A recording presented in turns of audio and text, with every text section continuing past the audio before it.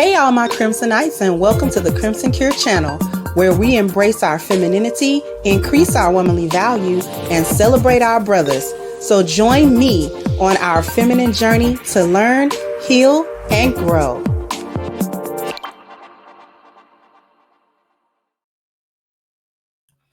Hey there, my Crimsonites, and welcome to the Crimson Cure channel. I'm your hostess, femininity coach, and author of The Crimson Cure, and this is my perspective.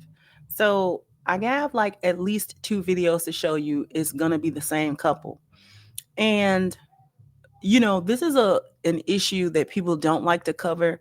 Feminists don't like to cover this because it goes against the narrative of the defenseless woman, and that the men are overwhelmingly the majority of abusers in relationships and DV.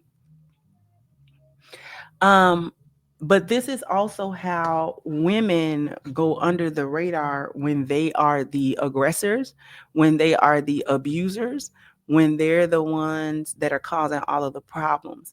And, we don't like to talk about this because women aren't supposed to be the abusers, right? Women are not as strong as men and should not be able to physically overpower them, which women are not as strong as men, and typically the overwhelming majority of the time she's not able to physically overcome him.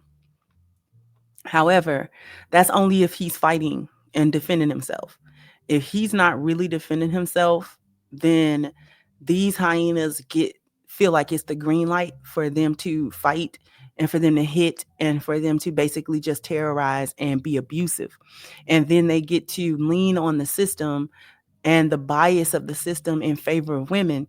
After they get through being a terror in the household and being a physical abuser, they get to call the police, and then the police, even though in many cases it's evident that it's the man that actually took the beating, he may have scratches, he may have bruises, he may have, damage or what have you, or defensive wounds or something like that on him. They'll likely to take him into custody and not her, and kind of take her word for what happened, unless there are witnesses, and unless it becomes very clear that that's not whatever story she's telling, that's not the story.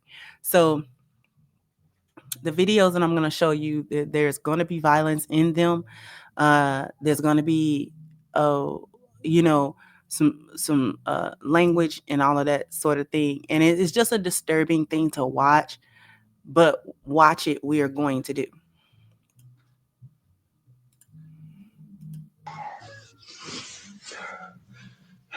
I'll pick it up. I'll pick it up. No, go check it. No, check on your dog. It's calling for you, stupid bitch. Yep, y'all saw that, didn't y'all? Go post something in group chat with me, bitch. That's all you do. That's all I do. All you do is steal from the person taking care of your child.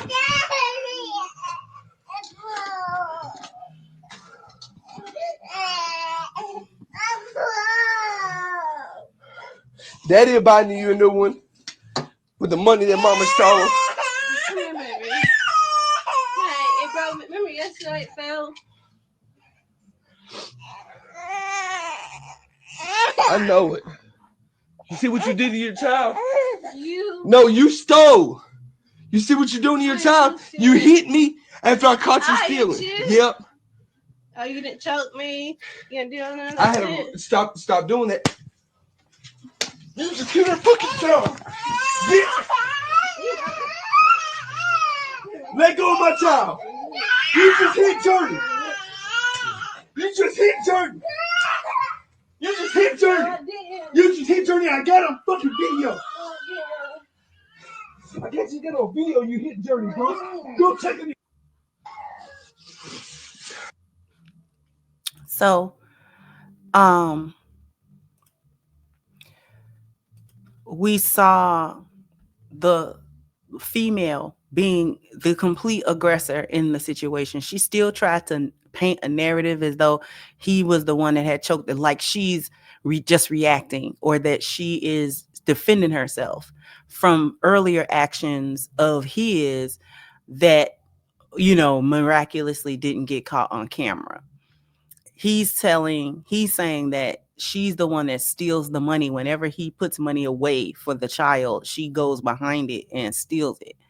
And then when he catches her and confronts her about the stuff that she does, she goes into this tirade and she begins to hit him. Mind you, she did not mind hitting him while the baby was in his hands and these sorts of things. This is going to be another clip. This is the same person. This is the same couple.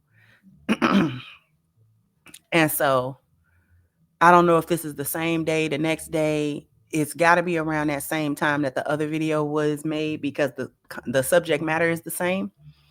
But I want to show you this too.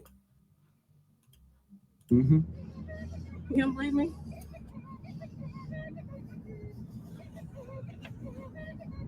Gotta keep it on video. Got my daughter in the back seat with her.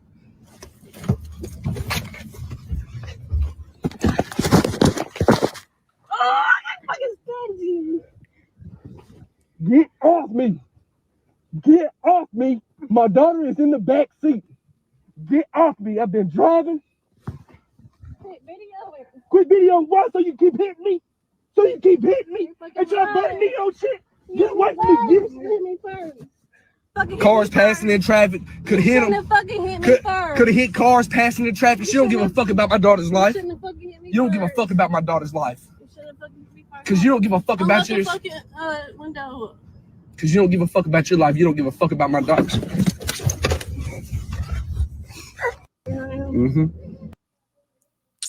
Okay. So this is just a caption. This is what you're looking at right now is a caption that he wrote on social media. I guess it's like Facebook or whatever. So I don't want to post this because I don't want people to see how vulnerable my daughter was. But this is the victim, Alicia Tate, tries to pretend to be. She constantly steals my money out of our daughter's piggy bank that I put money in, not her. She steals her income tax money this year that I put in Journey. Journey is the little girl. Bank account every time. I'm just trying to give my daughter everything and have her future set up while the mom wants to steal it. I've lost everything due to her. It breaks my heart that my daughter says my dad doesn't have a house anymore. It took me 2 years of trying to finally get someone to accept me to rent from them due to me being a felon. This person says that she already went to jail and that he now has full custody of the baby girl. I'm hoping that that's true. I definitely hope that that's real. I hope that she is behind bars and I hope that she loses complete custody of the girl and that he has 100% custody of her and also that he's able to get some type of therapy treatment as well for the trauma because the PTSD and the trauma will be real with him because he is a domestic abuse survivor. So because these chicks be trying to off the guys too. The reason why I wanted to show that is because it doesn't get shown. It doesn't get shown. These and I really wish that men, if you find yourself in the unfortunate situation where the mother of your children, your wife, your girlfriend, whoever it is, puts her hands on you because she could have caused an accident. She didn't care. So she's obviously the aggressor. She's in the video talking about you hit me first. No, that is not the action of a woman who's scared of that man. Women who are abused, battered women never raise their hands to that man. They never do it because they really live under the threat and under the fear that he really will off them. Like he really will beat them bad enough. He really will put them in the hospital. He really will put them in the dirt. So when you are a battered woman, not a fighting woman, a battered woman, they are truly terrified of those men and they're terrified to leave them because they can't be 100% sure that he can't find them and can't have access to them anymore. A lot of times different avenues for help and support work slowly. So in the interim of that, he's able to come back to her or find her and things of that nature. So, but really the same thing goes for men and it's even worse for men because the system is not set up to deal with male victims of domestic abuse. everybody looks at the men like, well, you're a man, you should be able to handle it. Now, if he does handle it the way that a man would handle it, now he got to still go to jail, because they're not going to say that it was self-defense. They're not going to say it was self-defense. No, the courts, very few courts, very few judges are going to hear him out, hear the whole story, hear how everything unfolded, and say, oh, well, he doesn't have to serve time or anything like that, because it really was a case of self-defense. They're going to think of every reason why he couldn't have and shouldn't have raised his hand to her, no matter what kind of abuse she was doing to him. Because even in this situation, they would say, why didn't he leave the home? Why was he still driving? Why was he around her? This, that, and the third. They're going to find a lot of excuses and things that he could have done to escape the situation, rather than fault her and hold her accountable for being an abuser, and being violent. So I just wanted to show it, because it doesn't get shown. This doesn't really get talked about in the manner that it should be talked about.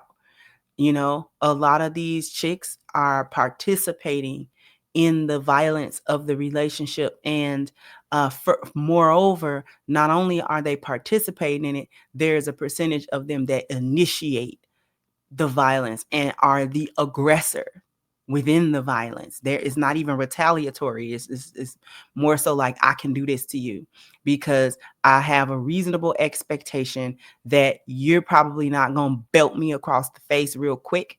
And I also have a reasonable expectation that the law, the police, the court system is going to lean their bias towards me, especially if I say that I'm a victim and then I was just defending myself against you.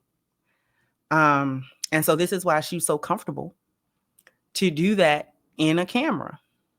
Very comfortable, real comfortable. But I'm also glad that that comfortability allowed her to be arrested. I'm really hoping that that's true. I'm really hoping that the people in the comment section are on point with the conclusion of that story, and that she's actually serving time in jail, because she really needs to serve a lot of time in jail.